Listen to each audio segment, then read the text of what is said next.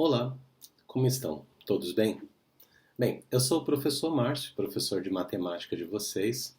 Como vocês viram, né, eu estou gravando aqui da minha casa, né, e a imagem ainda não está muito boa, né? A gente ainda vai se ajustando, né? Assim como eu estou me ajustando, vocês também vão se ajustar com relação à nossa aula, tá bom? Eu espero que vocês gostem, né, do que a gente vai apresentar aqui. Nosso primeiro assunto vai ser conjuntos, né? Eu acredito que todos vocês já estudaram conjuntos em séries anteriores, né? E na matemática existe aquela ideia que a gente chama de conceito primitivo.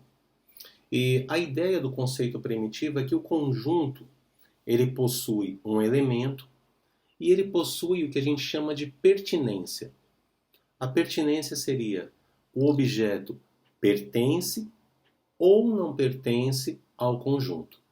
Nós vamos ter alguns exemplos aqui à frente. Imagina que numa sala de aula a gente tem 20 alunos e você pertence a essa sala de aula. Então, no caso, o conjunto seria a sala de aula e o aluno, quer dizer, você pertence a esse conjunto, você pertence à sala de aula. A gente tem aqui uma fotografia linda, né, do planeta Saturno, né? E a gente tem aqui dizendo, né, que o Saturno, diferente da Terra, possui várias luas, né? Então, no caso, tem uma lua chamada Titã, que é essa daqui, ó, né? É claro que essa fotografia ela é uma perspectiva, tá? Não é uma fotografia real. Mas você vê que com esses monte de pontinhos, né, que são as luas, e esse ponto maior, mesmo sendo a Titã a maior delas, é um elemento que pertence ao conjunto. Tá bom? Vamos dar mais uma olhada? A gente tem que representar esse conjunto de uma forma tabular, né? Então, o que a gente faz? O conjunto ele é apresentado com chaves, né? E cada elemento é separado por vírgula. Por exemplo, eu olho o primeiro conjunto e lembro, né, quais são as estações do ano. E aí eu vou me lembrando que é primavera, verão, outono, inverno. Separo essas estações com a vírgula. Contrapartida aqui, né, eu peguei o conjunto dos números pares menores do que 10. Então aqui no caso, 2, 4, 6 e 8. No exercício, no exemplo C, né, eu tenho aqui ó, alguns números. Né?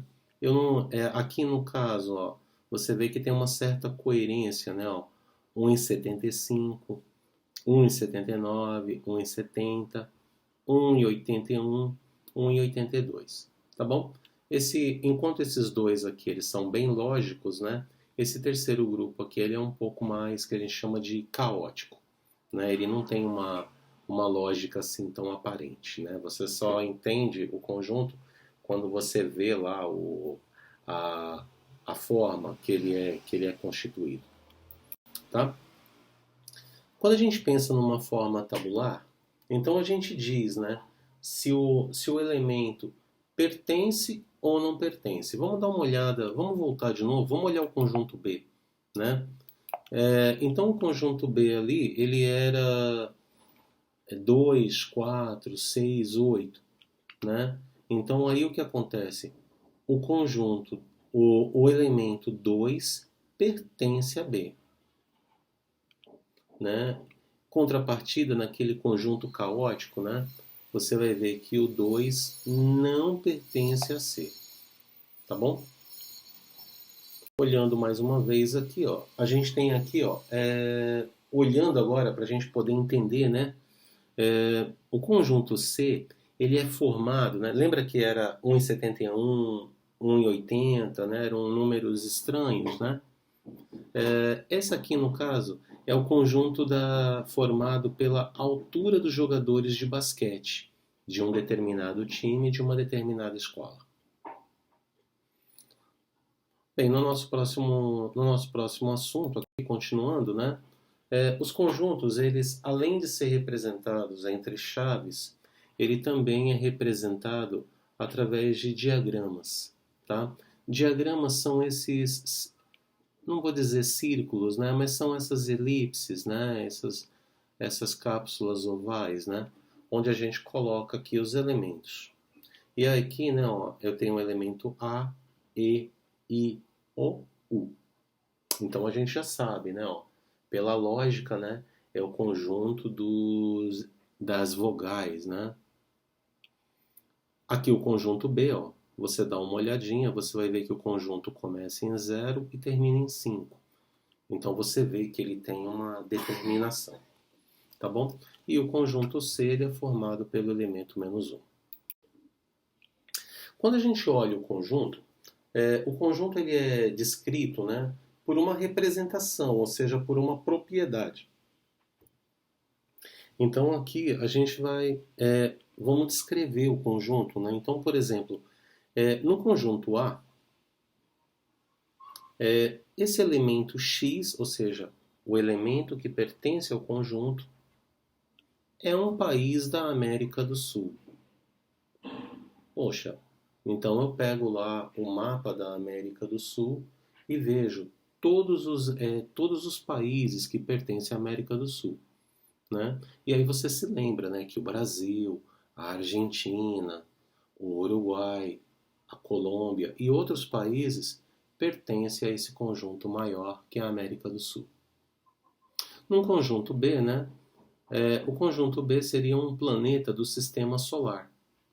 E aí você vai buscando na memória, né, quais são os conjuntos, quais são os planetas que pertencem ao sistema solar.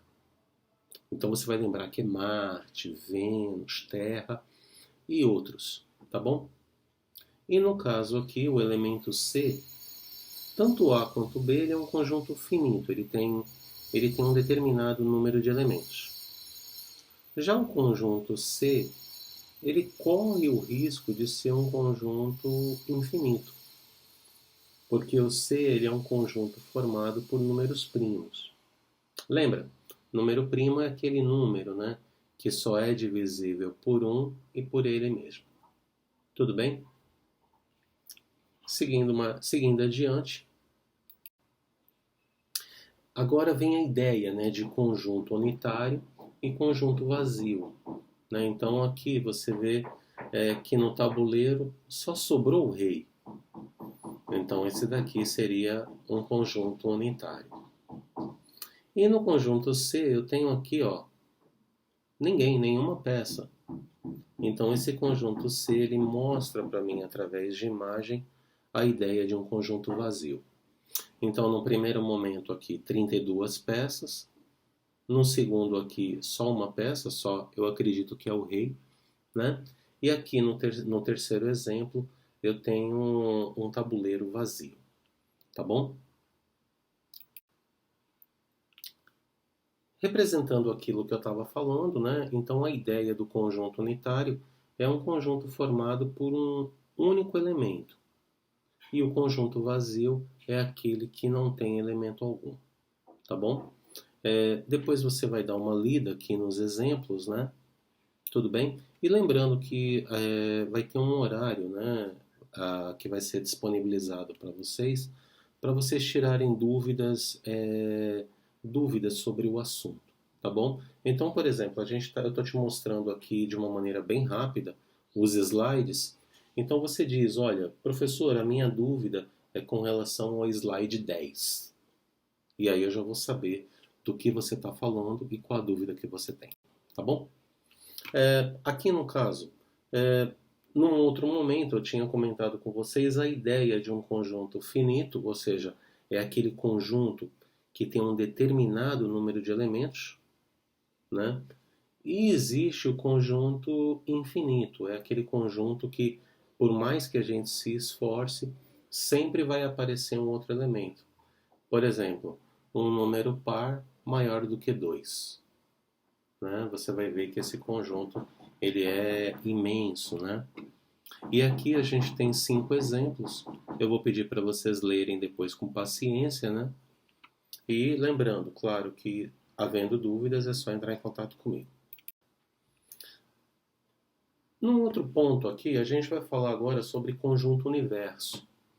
Então, o conjunto universo, no caso, é aquele conjunto onde como é que eu posso dizer? Todos os elementos pertencem àquele estudo. Vou voltar ao exemplo da América do Sul de novo. Pensa em todos os países da América. Então eu tenho, a América é formada por 3 continentes, né? Eu tenho a América do Norte, eu tenho a América Central e eu tenho a América do Sul.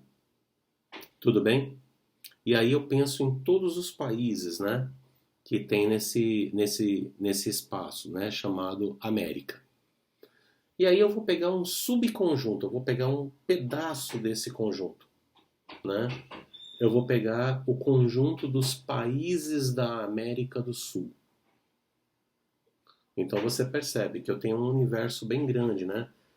Se eu pensar na América Central, eu tenho a Costa Rica, Honduras, Nicarágua e outros países.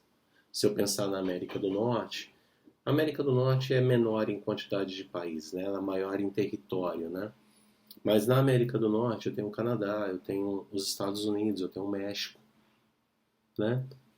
E eu tenho também a América do Sul, que faz parte do continente maior que é a América. Então, quando eu pego um pedaço do conjunto universo, um subconjunto, né? O conjunto universo seria todos os países da América. O conjunto que eu estou pegando é a América do Sul, ou seja, um pedaço desse universo. Tudo bem? Indo mais à frente aqui, eu tenho alguns outros exemplos, né? Eu tenho esse exemplo aqui, né? Vou pedir para vocês lerem com um pouquinho mais de calma, né? Lembrando que qualquer dúvida estou à disposição, é só entrar em contato. No elemento aqui no 14 entra aquilo que eu tinha falado, né? Que é um subconjunto, ou seja, eu tenho um conjunto maior e eu pego um subconjunto, né? Então imagina que eu tenho um conjunto de camisetas aqui no meu armário. Tudo bem? E nesse meu conjunto de camisetas eu vou pegar um subconjunto, ou seja, eu vou pegar camisetas brancas. É um subconjunto, né? Então, no caso, esse meu subconjunto de camisetas brancas, o universo seria o armário, com todas as camisetas. O subconjunto, que é um pedaço desse conjunto, né? Que seria um elemento desse conjunto, é as camisetas brancas. Tá bom? E finalmente a gente termina aqui, né? A gente ainda tem mais 3 slides aqui. Então aqui, dá uma olhada como é que está representado isso aqui, ó. Eu tenho esse subconjunto, ó, 2, 5 e 3. E eu tenho esse símbolo que diz, ó, está contido, né? Então aqui, ó, o 2, 5 e 3 está contido nesse conjunto maior. No meu exemplo C, 2, 5 e 3 não está contido nesse conjunto aqui. Então 2, 5 e 3, ó, eu tenho o 2, eu tenho o 5, mas eu não tenho 3, ou seja, então esse conjunto tem a barrinha para dizer que não está contido. Tá bom? Aqui no exemplo E, ó, ele fala assim, né, ó, o golfinho e a baleia está contido no conjunto dos animais marinhos, né? Então imagina que existe aí dezenas, né, milhares de animais marinhos. E dentre eles existe o golfinho e a baleia. Tudo bem? Para a gente poder concluir, né, então ele fala assim, ó, que as propriedades, né, a primeira propriedade é que o conjunto vazio ele é subconjunto de qualquer conjunto. Tá bom? E no outro aqui, ó, todo conjunto é subconjunto de si mesmo. Tá certo? Essas duas regras é difícil de entender no começo, mas nós teremos exercícios, né, mais à frente, e aí você vai perceber que não é tão complicado assim. Tá bom?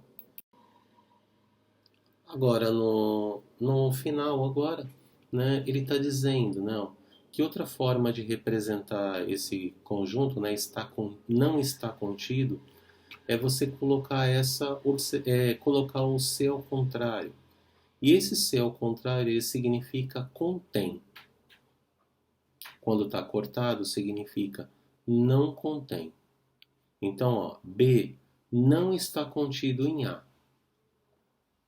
Então, significa que A não contém B. Tá certo? Dá uma olhada nesse exemplo aqui com números, é mais fácil ver. Ó, 2, 5, 7 e 9 não contém, não contém 2, 5 e 3. Tá bom? E lembrando que esse símbolo, né, contém ou está contido, ele só é usado para conjuntos. Ele não é usado para elementos. Tudo bem? Então, amigos, eu vou parando por aqui, né? Foi muita informação, né, nessa aula. Eu espero que vocês tenham gostado. Qualquer dúvida, é só entrar em contato comigo pelo Zap, tá bom? Muito obrigado e até a próxima.